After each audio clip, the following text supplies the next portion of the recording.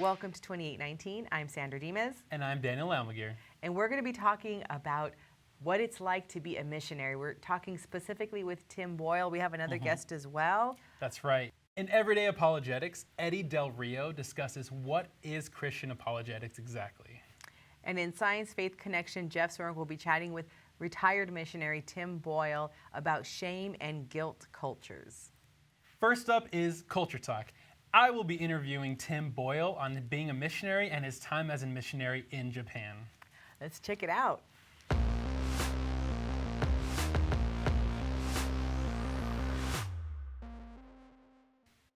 Welcome to Culture Talk. This is the segment of our show where we discuss culturally relevant topics and how it relates to evangelism.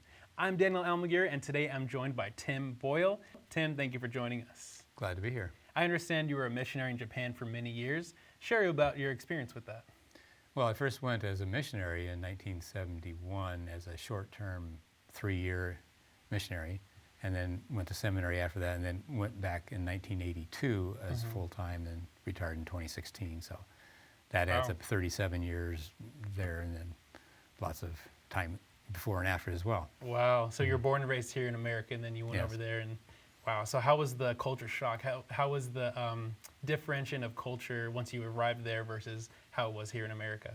Well, of course, any time you go into a new culture like that, it's so exotic and seems everything is new and whatever. And I don't know that I really experienced that much culture shock the first time going over. There was certain instances like that.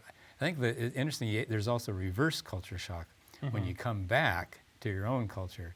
And after being there for those 3 years, when I came back that first time, that was what actually stood out in my mind the most, is the reverse culture shock. Really? Coming back into America. Yeah. And then now I go back and forth and I don't experience that, but the first time I did. Yeah, very interesting. Yeah. So how would you say that the cultural climate has changed over the years and how it is today versus how it was when you first arrived in Japan? Yeah, of course, I first arrived in 1968 as a student, and this was not that long after the war and stuff. But it's certainly there have been massive changes in Japanese society from pre-war and to early post-war like that. Right. So that would be vastly changed. As far as how it's changed since then, the last 50 some odd years, I think that the young people are becoming more and more westernized in a lot of ways, and both positive and negative. Okay. Westernized in the sense of, it's traditionally a shame culture and group-oriented culture. Nowadays, it's not as strongly that. It's more, I wouldn't say it's a guilt culture by any means, but it's at least the individualism stuff plays out more strongly now than it used to. Gotcha. Yeah, so. Yeah. So how would you say, or what's the predominant religion that's there today in Japan? Well, materialism, of course. Oh, very nice. Just like here. Yeah, right. It seems that way. But I mean, traditionally, Japan it was called Shinto. It's the way of the gods, if you translate it into English. But it's an animistic religion that was from ancient times. And that's still sort of the base. And then Buddhism came into Japan in around 700 AD or so. And for the first, several centuries, it was very much just a religion of the elite and not the culture, not the average person. It actually is interesting because in the mid 1500s, when the Jesuit priests first came into Japan and it had its exposure to Western Christianity, which is connected with colonialism, this sort of stuff. Even though it grew rapidly at first, the Japanese government decided to, because they associated with colonialism, they used Buddhism to suppress the Christianity, and that's how Buddhists became. Really? Japanese as a whole became Buddhists. Yeah, interesting. And now they consider themselves both. The Shinto is for traditions having to do with celebration, marriage, this sort of stuff, and then the Buddhist has to do with death and memorial services, that kind of thing. Okay, I so see. It's kind of bifurcated. Yeah. So Tim, another question I have is, for anyone traveling to Japan for missions, what's something that they should be prepared to address when in the missions field? Of course, it depends on what kind of work they're going to be doing. Right. A lot of young people go over there to teach English in schools and whatever. And so the language part, because learning Japanese takes a long time. Right. And so it's not something you can just you pick up overnight. And so if you're talking about really reaching the people in their language and in their culture, that takes a lot of preparation to be able to do. But there's still a lot of work that's really necessary and helpful. It's sort of backing up the career missionaries with a lot of short-term people. And they're just developing relationships with individuals and really getting to have a trust relationship develop. That's certainly very important. When it Right. comes to communicating the gospel message, I think one thing that's important to realize is that they're in a group-oriented shame culture. And so that if you have a very Western style, or using Western theology kind of categories and stuff like that, sin and that kind of thing, it doesn't really communicate very well. Okay. Because they don't have the background to really understand what you are trying to say. Gotcha. And so I think reading up on the cultural differences and how that works is helpful to know when you're going to communicate with people. Yeah. So what do you think would be the best way to transition from that relationship that once they build the trust, to kind of migrate into more of like a gospel, to teach the gospel? Well, it depends if you're doing this in a classroom type setting, or if you're doing an individual, where you have a friendship and they're just, obviously if it's that latter, you want to be able to see what are the issues they're dealing with, what are their felt needs, and then have a way of tying the gospel message to that, as opposed to just simply a formula that you have and you just simply present it, whether it's something relevant to them or not. It's a matter of perception, because even if it's a relevant message, if they don't perceive it that way, Right. then you don't get anywhere. Yeah, that definitely makes sense, yes. So can you offer any final words of encouragement for anyone who's thinking about maybe missions in Japan or going overseas to spread the gospel? Well, if you're interested in that, just kind of exploring that. For instance, there are a lot of opportunities for teaching English in various contexts. I mean, English is a very important part of their education, and it's one of the things that it's kind of like they study about English, but they don't really learn it because they don't have a live native speaker that they're interacting with. And so Right. that aspect there is an opportunity of just developing relationships with people. Yeah, so just really in the day-to-day speaking English with them and helping them learn more of like the style and the dialogue of English would be helpful. Sure, of course. Yeah. So Tim, do you have any personal websites or anything for people who want to learn more about you or your time in Japan? Well, yes, I have a bilingual website I put together quite a few years ago that has articles that are from reasons.org, and with the Japanese translations of an English page and a Japanese page. Oh, And then very I have nice. some of my personal sermons and other things that are on there as well. That's perfect. Well, again, Tim, thank you so much for joining us. If you would like to learn more about Tim, you can come to our website on reasons.org and just search Tim Boyle. At Reasons to Believe, that's what we do. We try to give people reasons to believe the Christian faith. We end up answering a lot of people's questions that they have about the Christian faith, and this is sometimes called apologetics, to make a defense for the Christian faith. But I'm interested in what one of my colleagues, physician and Christian Eddy del Rio, has to say on this topic. So Eddy, how would you describe Christian apologetics to someone? I would say Christian apologetics is a type of pre-evangelism. It's everything that we do to basically till the ground in order to make it receptive for the seed of the gospel of Jesus Christ. People have different problems, and there are different methods to approach their problems. But in large measure, that's what we're talking about. And so how would you actually approach doing apologetics with someone? Well, you have to kind of have your sensors up to see if you can determine what is their objection, if they have one.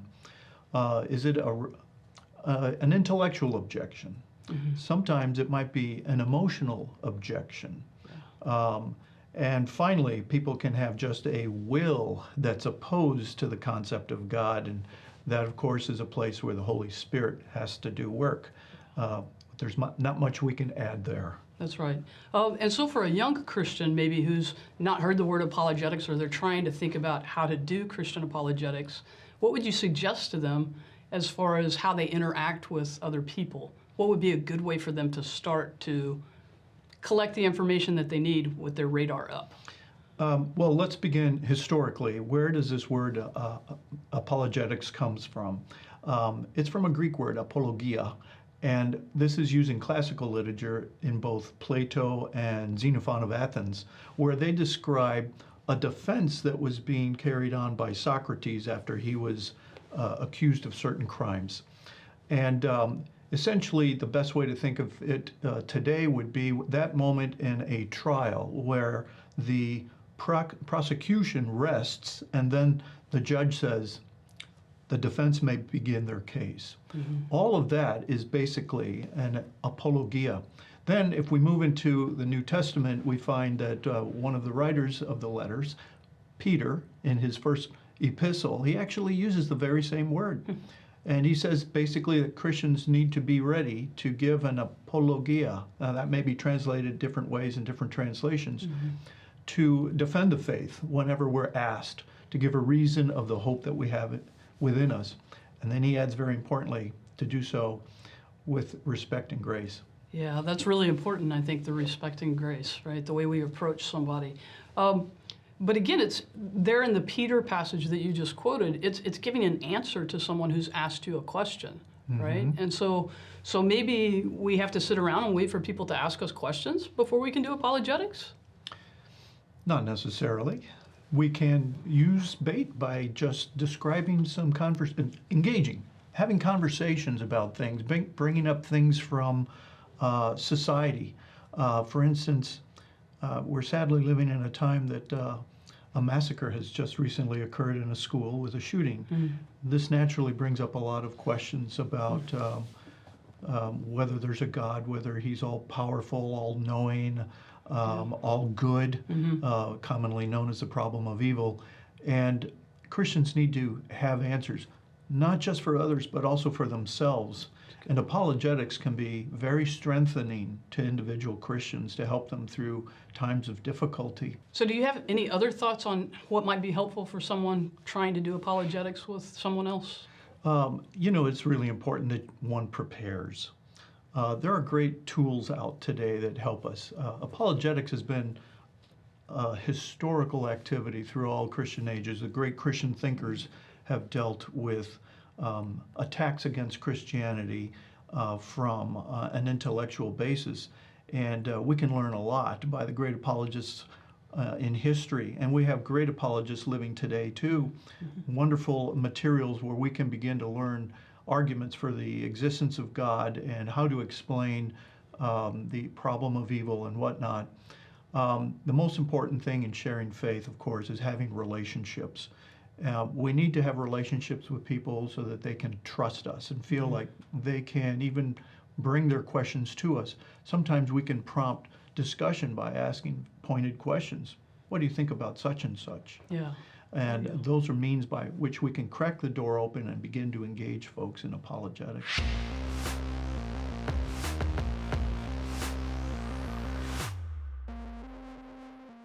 Hello, Jeff Zwarenk, and welcome to Science Faith Connection, the segment of our show where we explore important scientific ideas and see how they relate to the truth of Christianity.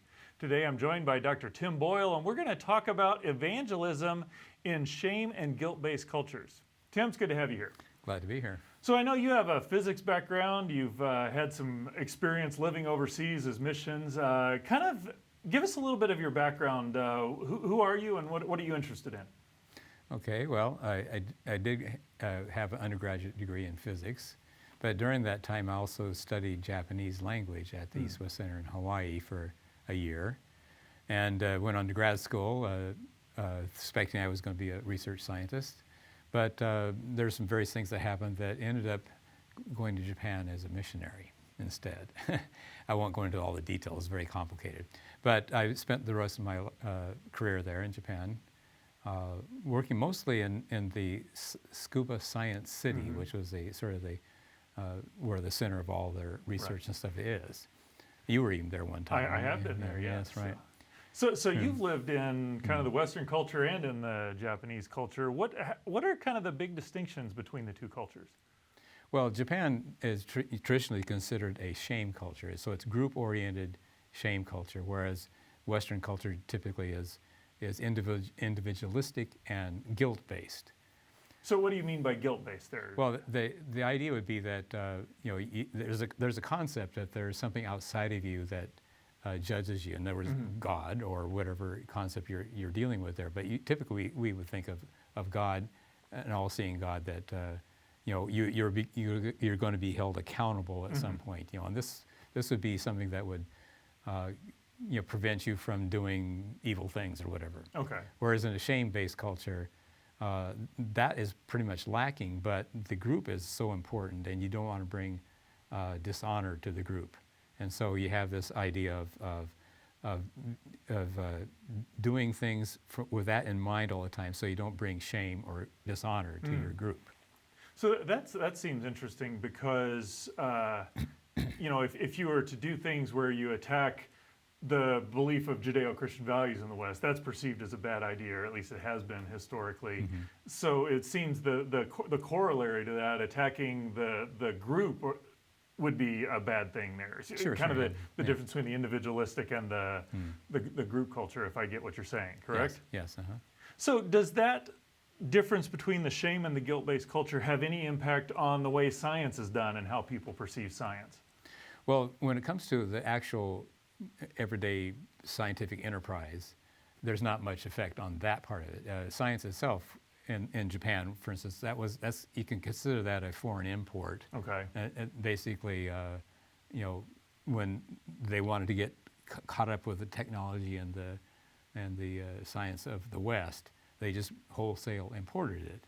And so, but it doesn't have the philosophical underpinnings that we do that behind it. So that idea of just doing the science part is not really affected by this cultural so much. But the everyday life outside of everything that supports the scientific enterprise, that is obviously going to be impacted by the culture you're in. That's fascinating because it's interesting because it's almost like the science had developed so well that you almost don't have to understand the philosophical underpinnings. You could just kind of adopt the practices, and it works pretty effectively. Yes, yeah. But right. now you've got this semi-disconnect, it seems, because in science there's this drive for truth, what's real, and you align yourself with that. That seems to be a little bit in conflict with the shame culture, because if you find this result that says X and it's contrary to the group you're in, that would seem to be problematic. Is that a right way to look at it, or not? I'm not so sure that happens it might happen occasionally, Okay. that type of thing. And again, there's been situations where data's been fudged and that kind of stuff, but that happens in the West as well, in certain contexts. And so, I'm not really sure statistically if that, for instance, that is a bigger problem there than it would be here, or not. I don't know. Okay. But when it just comes to your everyday life and your relationships with society in general and all that kind of stuff, how it's funded, everything like that would affect the way science is how the progress goes on and stuff like that. Gotcha. Well, it does seem like that would impact how you go about doing evangelism in the Right. West. RTB is kind of its founding as science and faith integrate. Here's the truth, present you the truth, give you the opportunity to make a decision on that. That seems like that would operate very differently in a shame-based culture. So how does evangelism using science operate in a shame-based culture? Well, the presenting the facts and stuff, that part wouldn't be much of a difference. And for instance, in Japan, I would think that on average, the Japanese society is probably more scientifically literate than American society is. Okay. Because they do put a lot of emphasis on their education, and that includes science and math and whatever. Right. And so, in that sense, they have a lot of kind of knowledge background, and you can present it from that perspective. But when it comes to actually making a decision, for instance, the group-oriented culture, making an individualistic decision is not something that comes natural. and it's not expected that way. It doesn't mean it doesn't happen. Of course, it does, but typically, the people like that who make those kind of individualistic decisions, they're kind of the outliers of society, and they're not the typical person in society. This actually reminds me of like the Philippian jailer.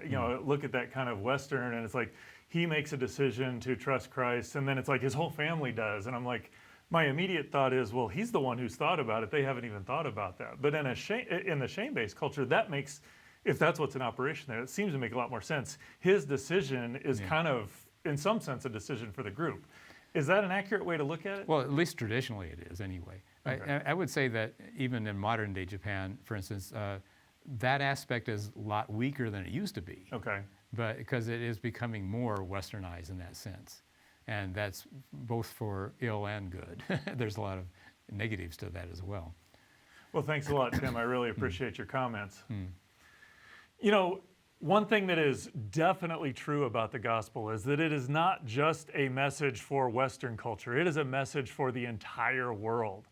And the ways we go about presenting the gospel in different cultures are different. And what I love about being able to talk with Tim and get insight into the difference between a shame-based and a guilt-based culture is that it helps equip us to be able to share the gospel and recognize how people are going to respond so that we can share it in a more effective way. I'd encourage you to go to reasons.org and check out Tim Boyle's page on this. It'll give you some resources on shame and guilt-based cultures, as well as other things that will help equip you to be more prepared to share the gospel, not just in your culture, but in the ones that God puts you in contact with.